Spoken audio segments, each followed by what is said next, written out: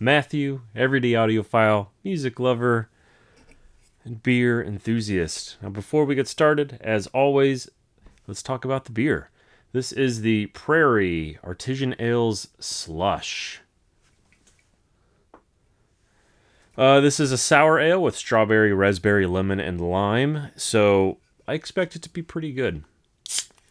Now, this week, I was out of office. I was in California for the Google I/O conference, and I didn't get to listen to much music this last week, but it did give me a lot of time to think about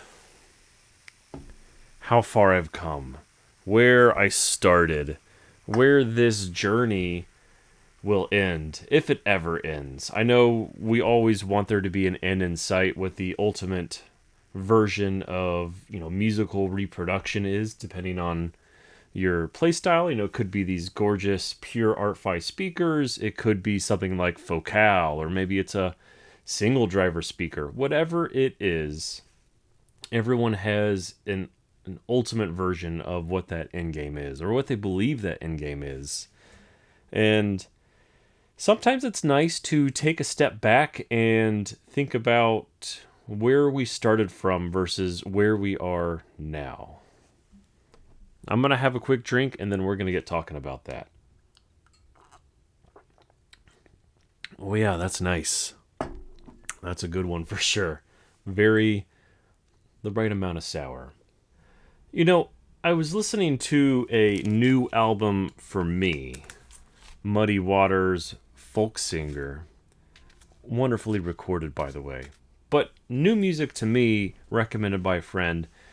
And as I was listening to it on my system downstairs, I just had the thought that, man, I need to go listen to this on my main system, the one upstairs. And it caused me to think about a really important question in the audio world, which is, when does this journey end? And does the search of new equipment happen because you are just wanting to listen to deeper into the music that you have? Or does that search for it happen because of that love of music itself? Those two questions are very nearly identical, but come from different parts of this audiophile club. And let me go into a little bit more detail on what I'm talking about. When I got into music first in 2009, 2010, really it was for movies. I went and found Paradigm Studio 60 V5s, and I wanted to go listen to them. I was very poor at the time in college, paying, for tuition and books and gas and food and rent and everything, learning how to be an adult. And when I got to Audio Concepts in Dallas, the salesperson there, John, they did have the Studio 60s, but he also had a pair of Riga RS7s.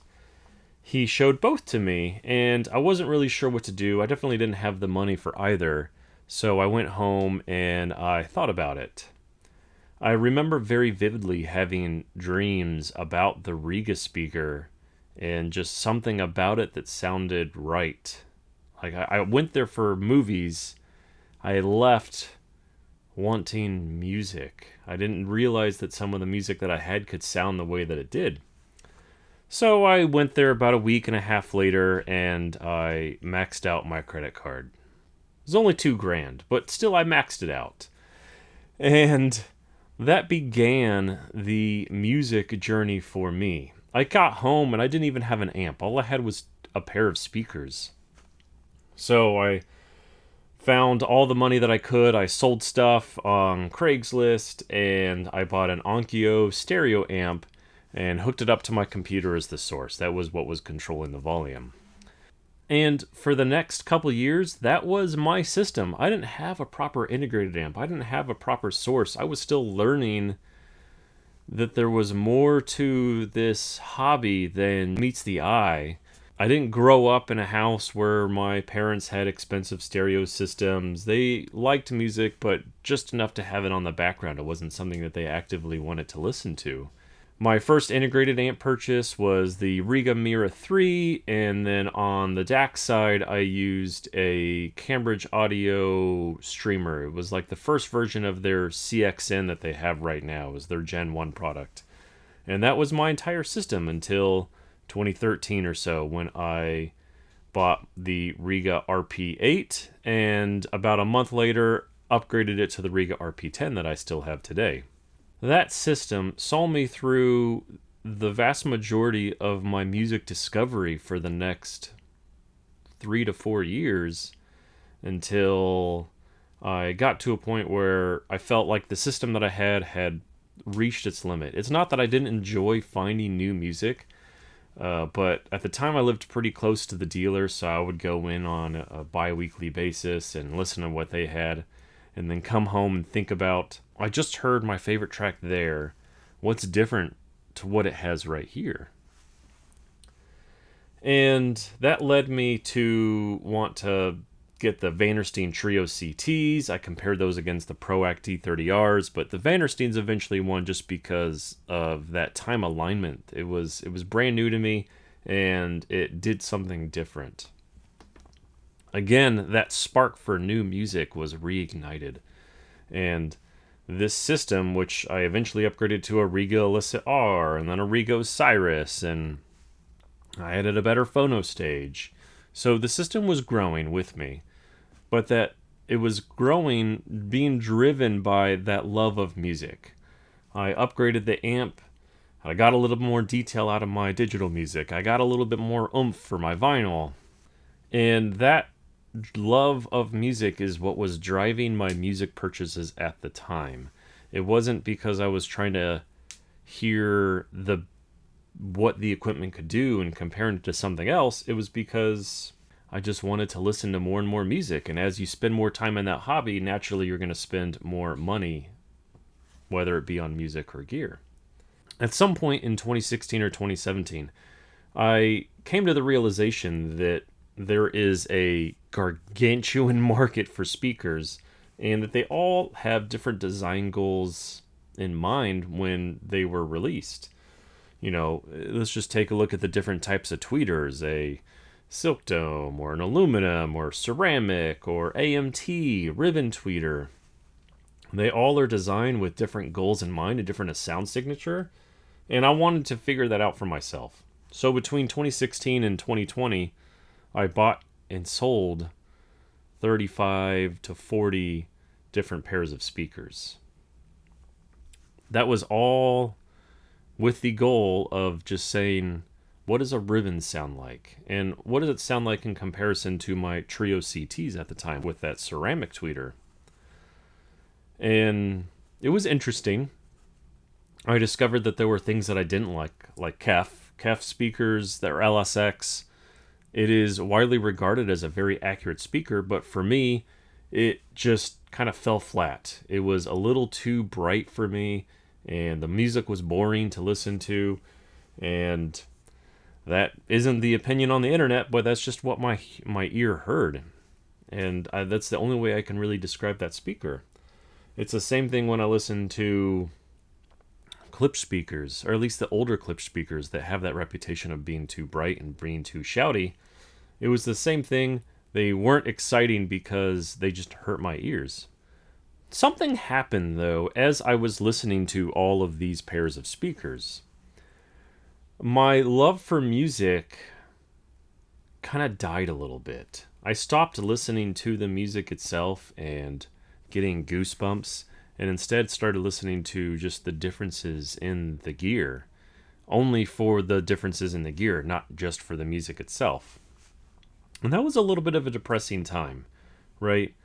My music discovery almost stopped entirely for a period of 2.5 to 3 years, and all of the gear purchases at that time were just to hear deeper into that realm of music, that realm of detail and air around the singer, and that's what drove my gear choices. It's not a place that I terribly enjoyed being, because I wasn't listening to music for the enjoyment of the music. I was listening to it to hear deeper into the recording.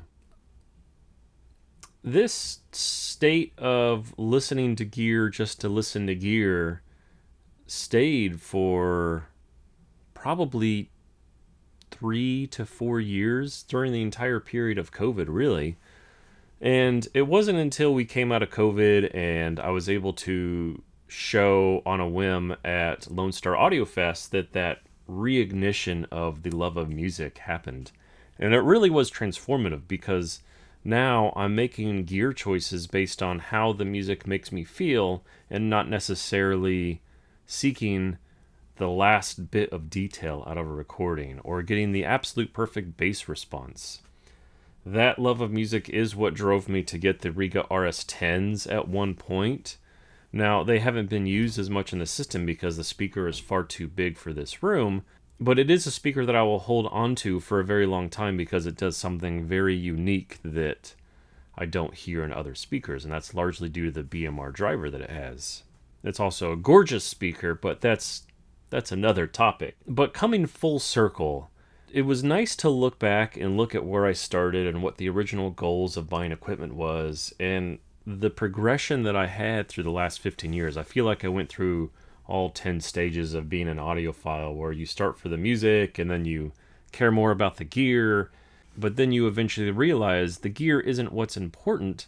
It is the search for those goosebumps that the music gets you. And sometimes that drives you to buy new equipment, but most of the time it is just a side effect of loving music and wanting to listen to music that much. It's part of the reason why I have stuck with EL84 amps for such a long time. I have tried KT88 and EL34s and 6v6 that I have downstairs.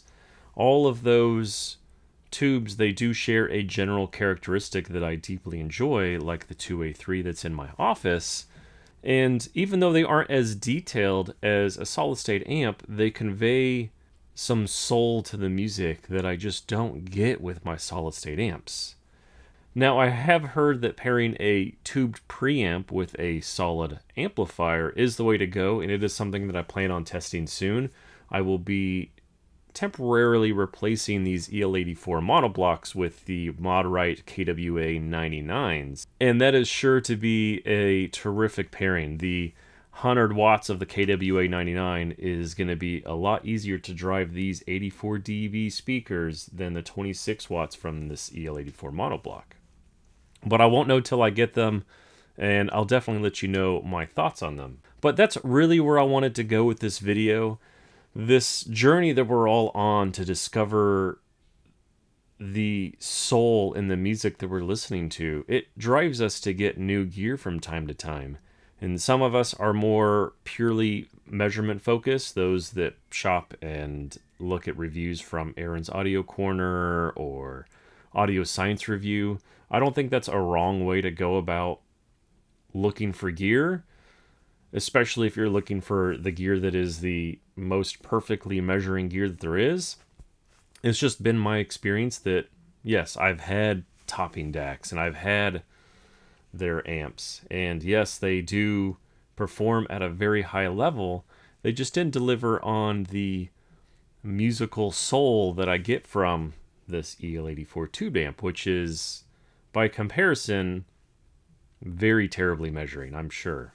With that said, though, I am looking forward to reading your comments and hearing why you buy the gear that you buy, what drives you to upgrade your system, and what music it is that you listen to when you are evaluating a new set of speakers or a new amp or a new whatever the gear is. Until then, keep on listening, and I will see y'all next time.